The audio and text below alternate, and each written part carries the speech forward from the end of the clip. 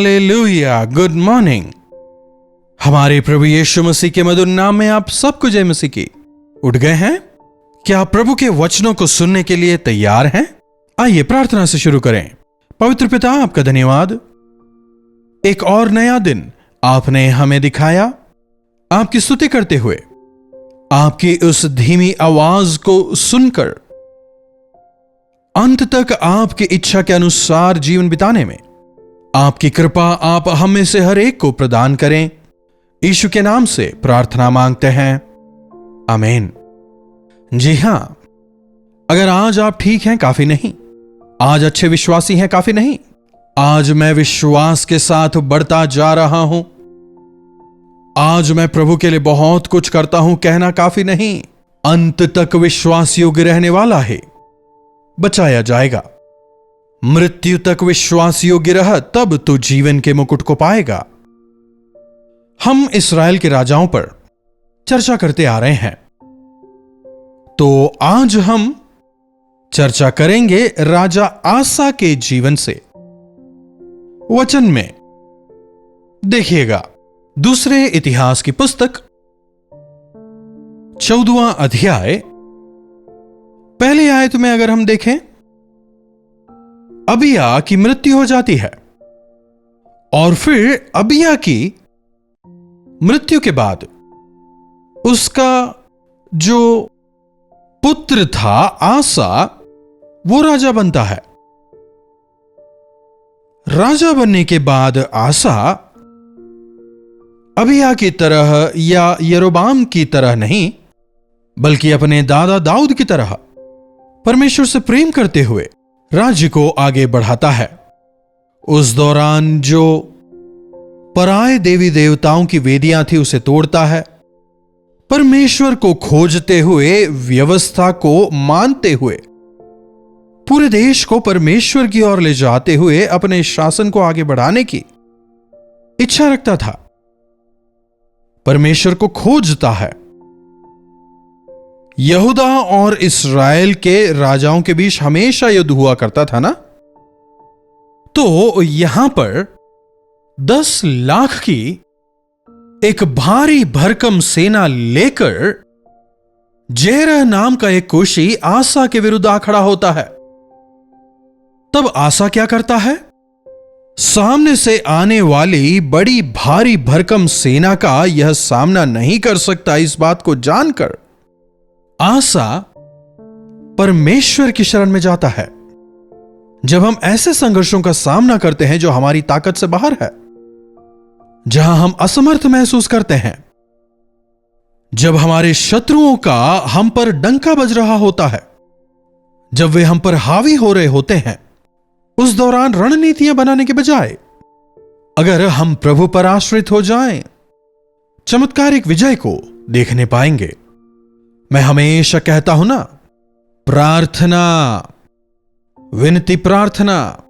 तो आसा प्रार्थना करता है। देखिए उसकी प्रार्थना को। इस प्रार्थना को मैं आपके लिए पढ़ना चाहूंगा। देखिएगा, दूसरे इतिहास की पुस्तक 14वां अध्याय 11वीं आयत से। तब आसा ने अपने परमेश्वर यहोवा की यूं दुहाई दी, जैसे आप सामर्थी की सहायता कर सकते हैं, वैसे ही शक्तिहीनों की भी हे हमारे परमेश्वर यहोवा हमारी सहायता करें, क्योंकि हमारा भरोसा आप ही पर है और आपके नाम का भरोसा करके हम इस बड़ी भीड़ के विरुद्ध आए हैं। हे यहोवा, आप हमारे परमेश्वर हैं, मनुष्य आप पर प्रबल ना होने पाए। क्या कह रहा है? हे यहोवा, आप हमारे परमेश्वर हैं और मनुष्य आप पर प्रबल ना होने पाए। निर्बलों को आप बल देते हैं, आपके अलावा हमारा कौन है प्रभु? देख रहे हैं यहां पर आसाफ की प्रार्थना को पूरी तरह वो परमेश्वर पर आधारित है। आप ही बलहीनों को सामर्थ देते हैं, आपके अलावा प्रभु हमारा कौन है? हमें आप ही की सहायता चाहिए। आप ही के नाम से हम इस भीड़ के सामने जा रहे हैं और आप हमें जयवंत करेंगे। हम विश्वास करते हैं आप ही के नाम से हम इस भीड़ का सामना करने जा रहे हैं। जब वो ऐसी प्रार्थना करता है, परमेश्वर चमत्कारिक जय उन्हें देते हैं। पूरे देश में कई लंबे अरसे बाद शांति बनी रही। उस दौरान युद्ध नहीं हुए, वहां पर शांति थी और प्रजा खुशहाली में रहने पाई। 35 साल, समझ रहे हैं, 35 साल देश में शांति और समाधान बना रहा। इस दौरान आसा काफी शक्तिशाली हुआ, नाम कमाया, आशीषित हुआ। प्रार्थना करने वाले यकीनन आशीष पाते हैं। प्रभु पर आश्रित रहने वालों की हर एक जरूरत पूरी होती है। सब कुछ पाने के बाद हमारी ही तरह यह आसाफ भी उन दिनों में अपने विश्वास के जीवन में डगमगाता है।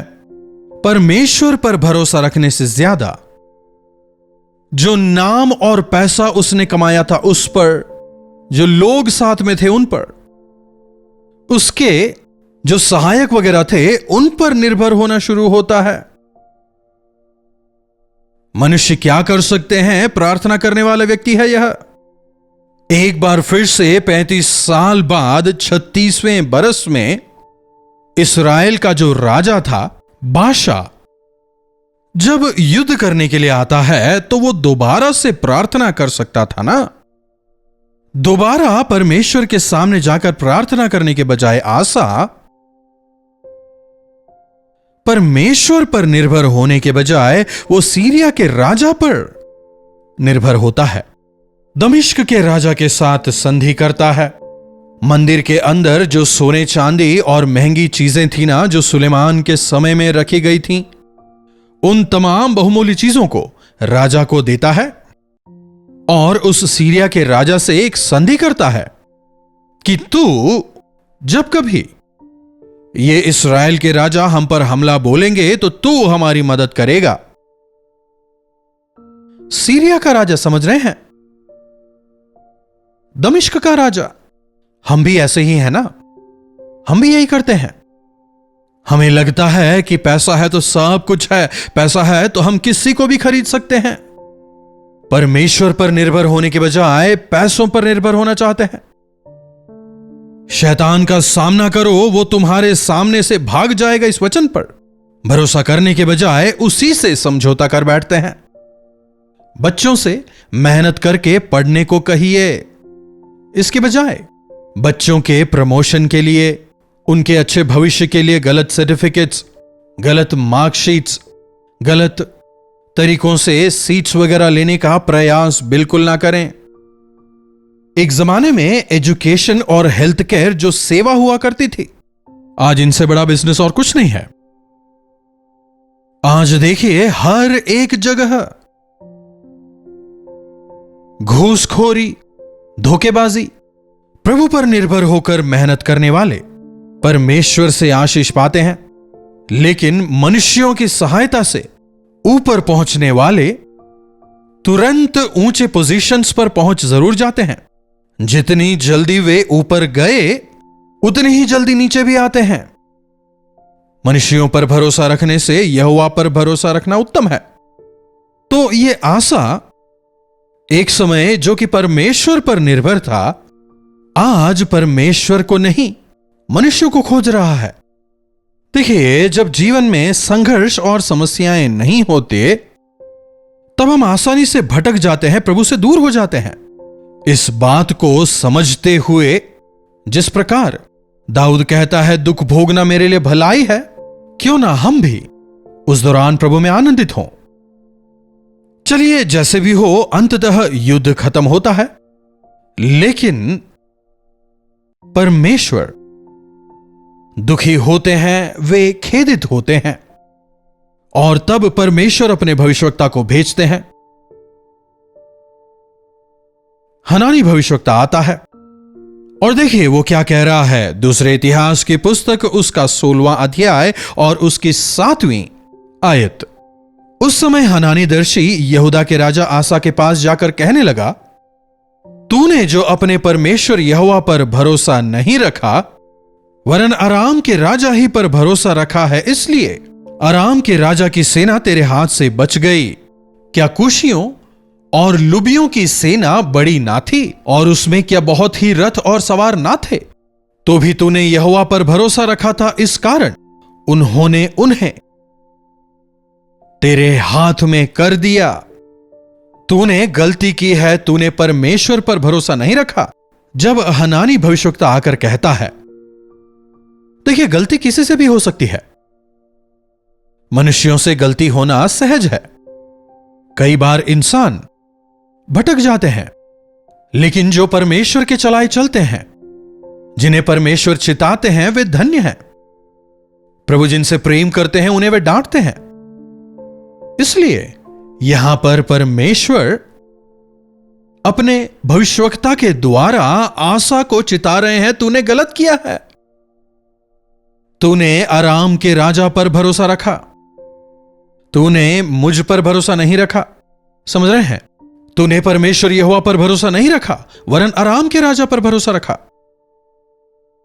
हां, मुझसे गलती हो गई कहकर अगर पश्चाताप करता अच्छा होता, बजाय इसके उसकी गलती को दिखाने वाले भविष्यवक्ता के साथ क्या कर रहा है? देखिए 10वीं आयत में, तब आसा हनानी भविष्यवक्ता पर क्रोधित होता है और क्या कर रहा है? उसने हनानी को लिखा है काठ में ठुकवा दिया। अगर हम रास्ता दिखाने वालों को, हमें सुधारने वालों को दुश्मन माने, बहुत बड़े नुकसान को उठाना पड़ेगा। अगर परमेश्वर अपने भविष्यवक्ता द्वारा बात कर रहे हैं, यहां आसा परमेश्वर के भविष्यवक्ता पर गुस्सा होता है। मैं राजा हूं, तू होता कौन है? तेरी क्या औकात मेरे सामने बात करने की? कहते हुए उसे ले जाकर जेल में डाल देता है। समझ रहे हैं? क्या आपको समझाने वालों पर आप नाराज होते हैं? क्या आप उनसे द्वेष करने लगते हैं? आपको डांट कर सुधारने का प्रयास करने वालों से आप नाराज हैं? क्या कड़वे हो गए हैं? पश्चाताप करें। डांट तेरे लिए अच्छा है। प्रभु का वचन हमसे यह कहता है, डांट को तिरस्कार करने वाला नुकसान उठाएगा, भटक जाएगा। आसा 35 बरस तक परमेश्वर के साथ चलता है, उन पर विश्वास करता है। 36वें बरस में जब यह घटना घटित होती है और जब परमेश्वर उसे चेतावनी देने का प्रयास करते हैं, प्रभु के दास को जेल में डाल देता है और परमेश्वर की चेतावनी को नहीं स्वीकारता। इसीलिए आसा बीमार हो जाता है। क्या थी वह बीमारी?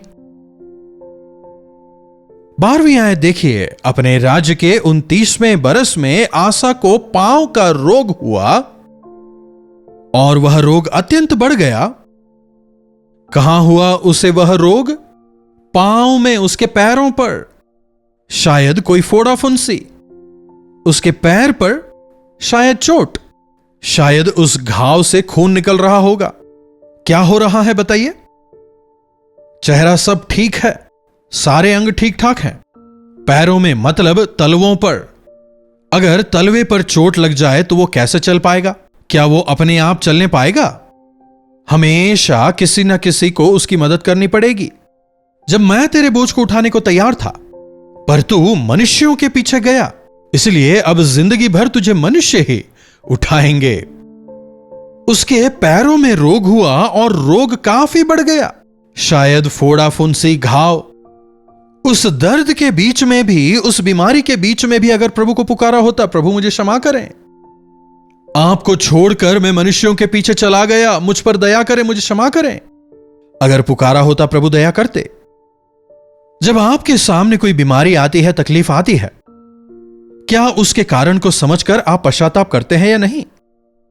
या फिर परमेश्वर से सवाल करते हैं, प्रभु क्यों यह समस्या मेरे सामने ला रहे हैं? हां, मेरे पास बहुत सारा पैसा है, अच्छे डॉक्टर्स वगैरह हैं, कहकर क्या डॉक्टरों पर निर्भर होते हैं? सुनिएगा, अगर मनुष्य प्रभु को छोड़कर इंसानों पर निर्भर हो जाए तो फिर उसे जिंदगी भर इंसानों पर ही निर्भर रहना होगा। देखिए, ऐसी परेशानी के बीच भी आसा क्या कर रहा है? वह रोग अत्यंत बढ़ गया तो भी उसने यहोवा की शरण नहीं ली, बल्कि वैद्यों ही की शरण ली। सर्वश्रेष्ठ डॉक्टर छोड़कर सांसारिक डॉक्टर के पास जाता है। राजाओं के राजा को छोड़कर संसार के राजा के पीछे भाग रहा है। आसा के जीवन से एक बहुत अच्छी शिक्षा को हम पा सकते हैं। अगर हम प्रभु पर निर्भर रहें, अगर परमेश्वर पर विश्वास रखें, उनके वचनों का पालन करें, उनकी इच्छा अनुसार अगर जीवन बिताएं, तो हम जीवन में वृद्धि करेंगे। संघर्षों के बीच में भी प्रभु हमारे साथ रहेंगे, वे हमें जयवंत करेंगे, वे हमारे सहायक हैं। लेकिन अगर हम हमारे मन को परमेश्वर से फेर दें, परमेश्वर से हटकर अगर हमारा मन संसार की ओर लग जाए, वैद्यों की ओर लग जाए, पैसों की ओर लग जाए, कैसी हीन दशा में चले जाएंगे आसा के जीवन में। हम देखते हैं भयंकर बीमारी में भी वो वैद्यों पर निर्भर होता है, परमेश्वर की ओर नहीं फिरता। 13वीं आयत को देखिएगा, और 41 की उम्र में वो मर जाता है। 2 years। जब 39वां साल चल रहा था, उसके पैरों में रोग हुआ। 41 बरस तक वो जूझता रहा, लेकिन उस दर्द के बीच वो परमेश्वर की ओर नहीं फिरता। मृत्यु तक परमेश्वर पर विश्वास नहीं लाता। काफी खतरनाक। आज आपकी स्थिति कैसी है मैं नहीं जानता। हो सकता है एक समय आप एक अच्छे विश्वासी थे, शायद सेवा में भी रहे, चर्च के अंदर हर एक सेवकाई में काफी अग्रणी रहा करते थे, सेवकाई के लिए बहुत भेंट भी दिए, काफी प्रार्थना करते थे, परमेश्वर के वचन पर दिन रात मनन भी करते थे, और इसकी वजह से आपने अपने जीवन में आशीष पाई, आप उन्नति करते गए। जब सब कुछ आपके हाथ आया, ऊंचे पद वालों के साथ जब आपका उठना बैठना हो गया, अब क्या उन्हीं की शरण लेते हैं, या फिर अब भी अपनी नजरों को परमेश्वर की ओर टिकाए हुए हैं? मनुष्यों की सहायता व्यर्थ है, वैद्यों की सहायता व्यर्थ है। बिना परमेश्वर की सहायता के कोई भी डॉक्टर आपको ठीक नहीं कर सकता। चंगा करने वाले केवल परमेश्वर हैं। क्यों ना हम पश्चाताप करें। जीवन में जो परेशानियां हैं, जो बीमारी हैं, परिवार के अंदर जो संघर्ष हैं, वो अपनी ही वजह से है। जो हार है उसका कारण मैं हूं। इस बात को जानकर आज से परमेश्वर पर निर्भर हो, परमेश्वर को पुकारें जिस प्रकार आसा पुकारता है। निसहायों को सामर्थ्य देने वाले परमेश्वर, आपके अलावा हमारा और कौन है? आपकी सहायता हमें चाहिए। आप ही के नाम से हम आगे बढ़ रहे हैं। क्यों ना हम भी इसी तरह प्रार्थना करें और अंत तक विश्वास योग्य रहें। प्रार्थना। महापवित्र प्रेमी पिता परमेश्वर, प्रभु आसा के जीवन से जिन पाठों को आज आपने हमें सिखाया है, इसके लिए हम आपके तहे दिल से शुक्रगुजार हैं। हां प्रभु, इसमें कोई दो राय नहीं। कई बार हम हमारे जीवनों में उन्नति को देखने के बाद, तमाम आशीषों को पा लेने के बाद, जीवन में जयवंत हो जाने के बाद, आशीष के जो मूल हैं उन्हें भूल जाते हैं। जीवन के स्रोत को छोड़ नश्वर चीजों को खोजने लगते हैं। जीवन के स्रोत को भूल नश्वर इंसानों को तलाशने लगते हैं। प्रभु हमारी सहायता करें कि हम आसा के तरह आपको भूलने वाले ना हो। प्रभु अगर हम हमारे जीवनों में भटक गए हैं, जब आप अपने दासों द्वारा, अपने वचन के द्वारा हमें चेतावनी देते हैं, आपके वचन को सुनकर अंत तक विश्वास योग्य रहने का अनुग्रह हमें दें। यीशु के नाम से प्रार्थना मांगते हैं, आमीन। अब हमारे पिता परमेश्वर का प्रेम, प्रभु यीशु मसीह का अनुग्रह, पवित्र आत्मा की संगति और सहभागिता हम में से प्रत्येक के साथ आज, कल और सर्वदा बनी रहे, आमीन। प्रभु परमेश्वर की महिमा हो। अपने प्रार्थना विषयों को आप हमें 9884907779 पर व्हाट्सएप, वॉइस मैसेज या टेक्स्ट जरिए भेज सकते हैं। हम आपके लिए प्रार्थना करेंगे, प्रभु चमत्कार करेंगे। इन्हीं वचनों के साथ आज मैं आपसे विदा लेता हूं। दोबारा मिलने तक प्रभु का अनुग्रह हम सबों पर बना रहे। कल्वरी दर्शन, ये है प्रेम के दर्शन, यीशु प्रेम के दर्शन, कलवरी दर्शन,